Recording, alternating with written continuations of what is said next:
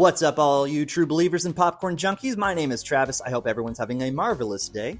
What do you get when you cross the dysfunctional family charm of Guardians of the Galaxy with the therapeutic rowdiness of The Breakfast Club and the chaotic synergy of Reservoir Dogs?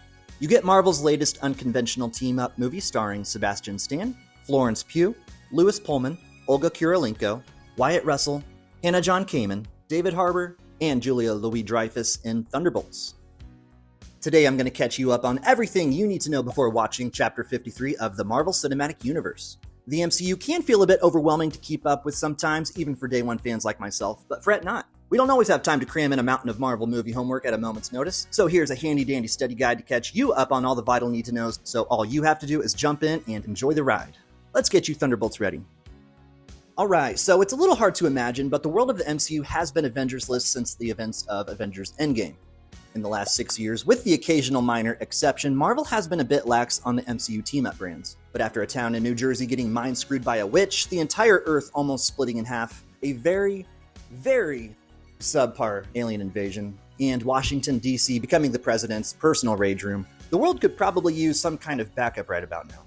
As much as real-life fans of the franchise have been thirsting for a cool team-up, there's actually only one person within the franchise that is actively trying to make that happen.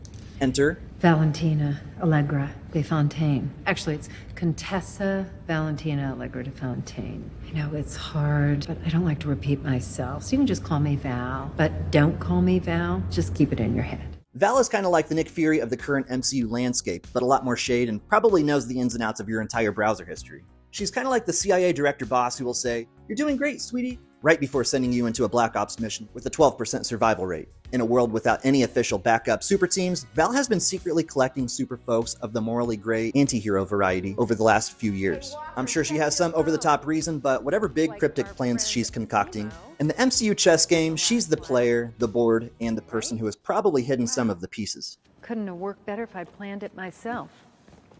Oh, well, maybe I did. No, I'm kidding, I didn't. Or did I? The first person to find themselves in Val's manipulative web, John Walker. Your classic apple pie and baseball American war hero kind of guy, until the US government stepped in and said, "We need a new Captain America," and bam, they hand Steve Rogers' actual shield to a guy who looks like Steve Rogers if you squint really hard. Walker's intro in the Falcon and the Winter Soldier series as the new Captain America didn't really go as smoothly as Steve's though, when his overly confident and unstable ego buckled under the pressure of the heavy title. Yeah, the dude's got the jawline, the medals, the cool high school gym teacher charm, but here's the thing. Steve Rogers was a symbol. John Walker is a soldier.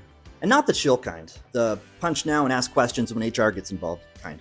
After secretly dosing up on a great value brand of super soldier serum, Walker went full rage mode on a bad guy and turned the greatest of American symbols into a murder frisbee in front of the entire world.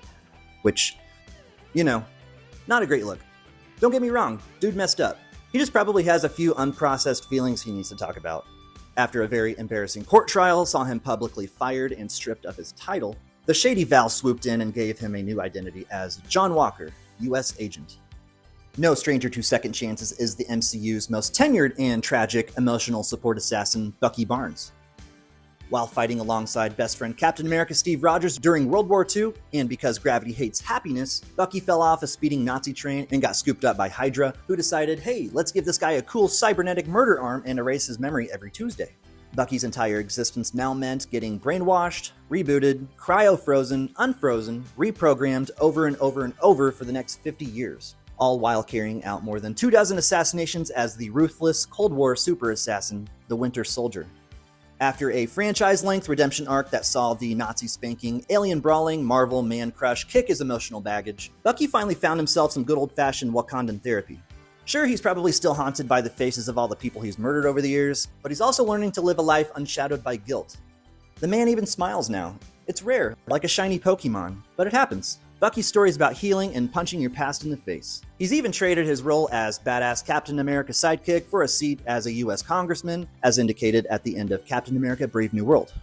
Believe it or not, Congressman Barnes isn't the only Cold War-era super soldier running around the MCU these days. Resting on his laurels as Mother Russia's bearded vodka breath's answer to Captain America would be that of Alexei Shostakov, aka the Red Guardian.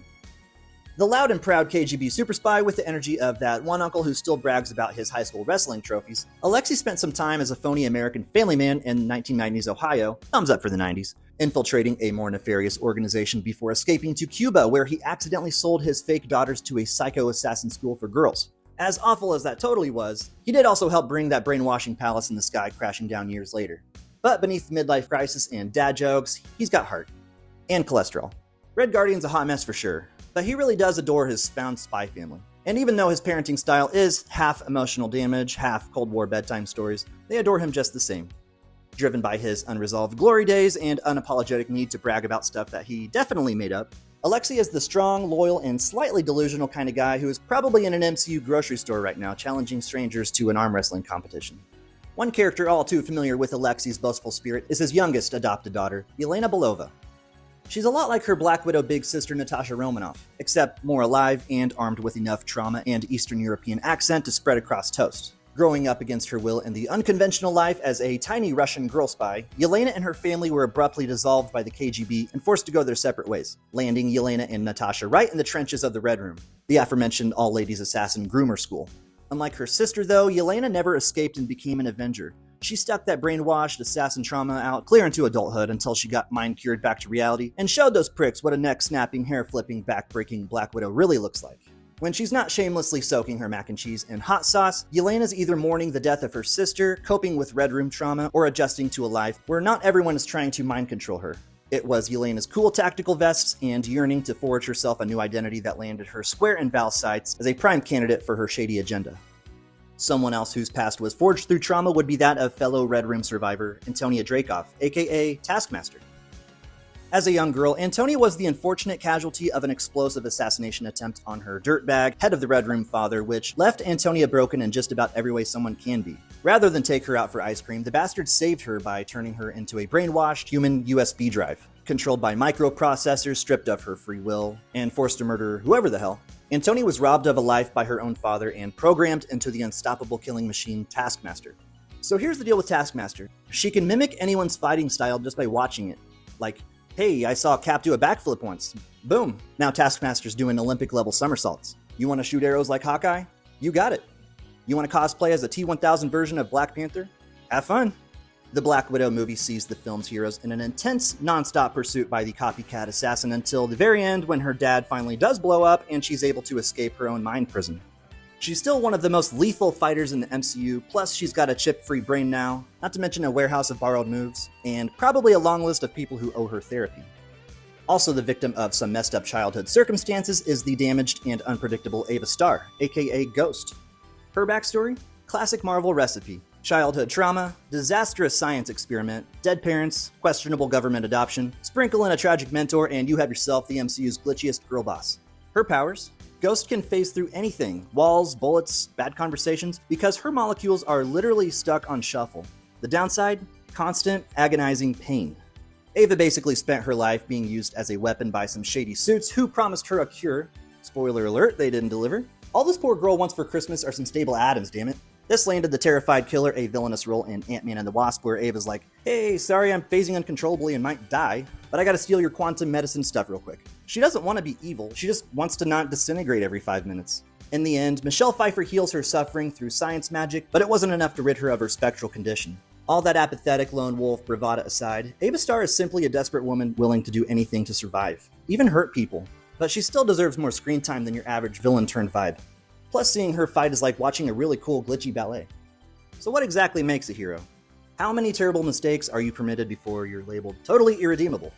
Not all heroes wear capes. Evidently some wear their trauma, and have more issues than a Walgreens magazine rack.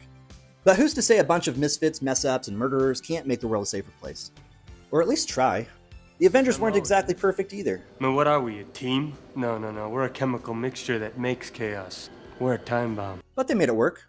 It sucks most of them are either dead, retired, or whatever else now. But honestly though, Doomsday and Secret Wars are literally in pissing distance. We've been recently promised a brand spanking new Avengers team, and so far our only hope against the next big bad is a 7th grader and the Hulk's cousin, so we'll gladly take any backup super teams at this point. Alright, all you cool cats, that's the story so far. Thanks a ton for watching. Every view, every like, every sub seriously means the world. If you're looking to binge an essential Thunderbolts watch marathon, I'd recommend checking out Ant-Man and the Wasp, The Falcon and the Winter Soldier, and Black Widow. Also, let me know in the comments what you're most excited for about this one. For me, it's hopefully seeing these two beautiful men be best friends. If you had fun or learned something today, please be sure to smash the like button and subscribe to stay caught up with the ever-expanding MCU. There's a ton of content flying at us these days. It's a lot to keep up with, but that's what I'm here for. You'll see a new video from me right before the next MCU movie, series, or special drops. Looking at you, Ironheart. Until then, please enjoy Marvel Studios Thunderbolts. Team can be the heroes on the Wheaties box with a little kitty toy.